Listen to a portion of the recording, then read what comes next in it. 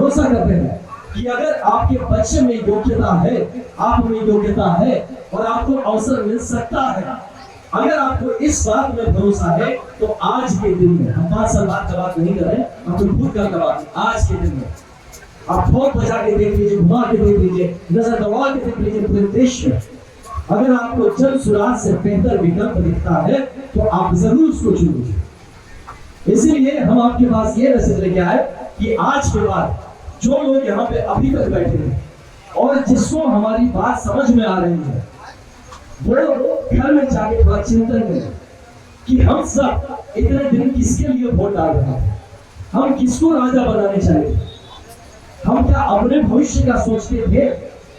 आपके पास खेत तो होगा, आपके पास बड़ा खेत हो सकता है, आपके पास काम करने का क्षमता भी हो सकता है, लेकिन आपको किस बात में वोट मांगा जाता है? कोई आपको बोलता है कि हम आपको खेती बेहतर कर देंगे, हम आपको ट्रैक्टर कैसे खरीदा जाता है, आपको कैसे संसाधन बैंक से कैसे बढ़िया से लोन लेके कैसे अपना खेती बेहतर किया जा सकता है, कोई सिखाया है वोट मांगने वक्त आपको?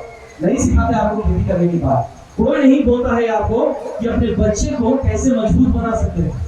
आपको क्या सिखाता है, क्या बोलता है कि हमको वोट दे दो तुमको हम 5 किलो अनाज देंगे। वो नहीं चाहता है कि आप मजबूत बने, वो चाहता है आप कमजोर बने, अपने घुटनों पे रहिए, आप रेंगते रहिए। वो नहीं चाहता कि आप उसके बराबर पैर पे खड़ा होकर आंख से आंख मिला के सवाल पूछें। वो चाहता है आप भूखे रहिए, वो इसलिए चाहता है कि आप भूखे रहे, तो आप भूखे रहेंगे तो आप सिर्फ क्या मांगेंगे? खाना मांगेंगे, छोटा छोटा चीज मांगेंगे, आप बड़ा बात करेंगे ही नहीं। कहाँ कॉलेज का आप स्कूल में भी पढ़ाई मांग नहीं रहे हैं, बोले बचवा जा रहे खिचड़ी खिला रहे, उसी में खुश है। साइकिल दे दो, हम उसी में खुश है। यूनिफॉर्म दे दो, उसी में खुश है। पढ़ाई के बारे में हमको नहीं चाहिए। क्यों? क्योंकि आपको इतना दरिद्र बना के रखा जाएगा, आपको आपकी सोच को पंगु बना दिया जाएगा। मेरा बात समझिए, मेरी माताएं आप बात समझिए।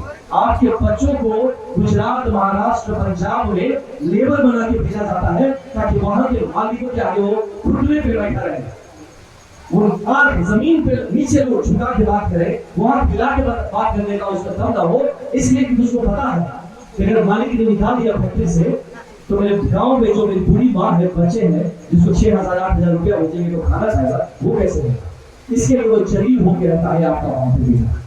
वो कहीं जाता है, पंडित जी बताएंगे, असम से आया हूं मैं, वहां काम करते थे, वहां पे भी ये दुर्दशा में लोग, वहां बिहारी लोग का हाल है, हम बताया आपको दुर्दशा में। जो आपका कोई आसान रहता होगा, हम आसान से नहीं बताइए, वहां पे भी हम उनको कई बार बोल रहे कि अरे आप तुमको वहां पे आप वीडियो निकाल के देखिए, सारे आसान के लोग खराब नहीं है, कुछ बदमाश है ना जहाँ पे जिसकी आप नौकरी कर रहे हो, मालिक है आपका, या कुछ समाज के गुंडे बदमाश क्या करते हैं, आपको घुटने पे बिठाते हैं, कान पकड़वाते हैं, नाक पकड़वाते हैं, कई वीडियो निकाल के देख लीजिए। ये हम बिहारी का हाल है।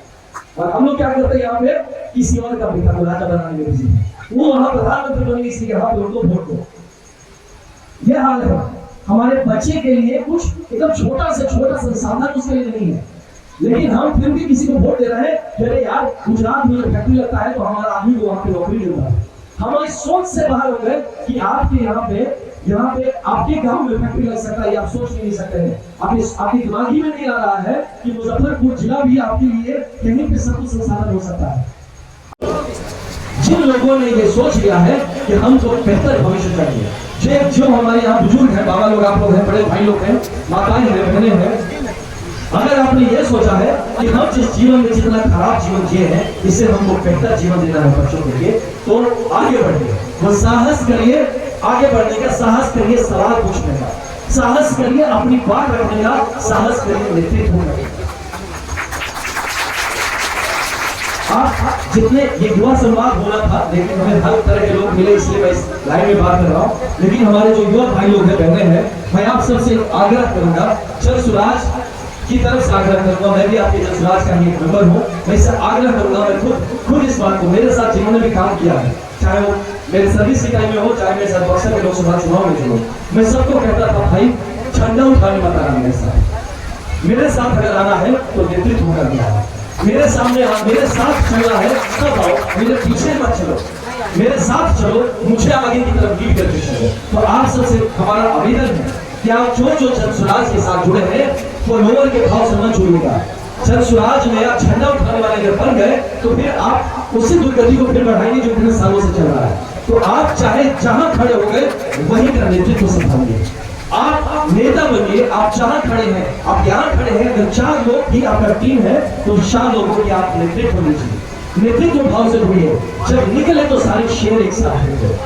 और अगर मैं अपने लोगों को कहता था कि मैं तो अपने को शेर मानता हूं, तो अगर हम अपने आप को शेर मानते हैं तो शेर के साथ गीदड़ नहीं चलता है, शेर के साथ शेर ही चलता है। तो इसलिए आप भी अपने आप को शेर समझिए। अगर आप प्रशांत भैया को मानते हैं कि भैया शेर है, अगर मुझे भी मानते हैं कि मुझमें भी कुछ शेर वाली बात है, तो आपको साथ चलने के लिए, आपको साथ बढ़ने के लिए आपके अंदर छुपे हुए शेर को निकालना जरूरी है। आपके साथ बहुत सारे कीड़े भी दौड़ेंगे रेस में, आपके साथ अलग अलग जानवर भी रेस में चलेंगे, लेकिन शेर जब आगे चलेगा उसके साथ लास्ट तक उस मुहिम तक जो रुकेगा रहेगा वो शेर रहेगा। तो अपने अंदर के उस शेर को जगाइए। मैं इसलिए कह रहा हूँ कि आपको किसी भी आनंद मिश्रा, किसी भी प्रशांत किशोर, किसी भी चंदन जी के आने की जरूरत नहीं होनी चाहिए। आप ही आपके यहाँ के नेतृत्व लीजिए, आप ही यहाँ का नेतृत्व उठाइए और आपके अंदर से ही आपका नेतृत्व उठ के आना चाहिए।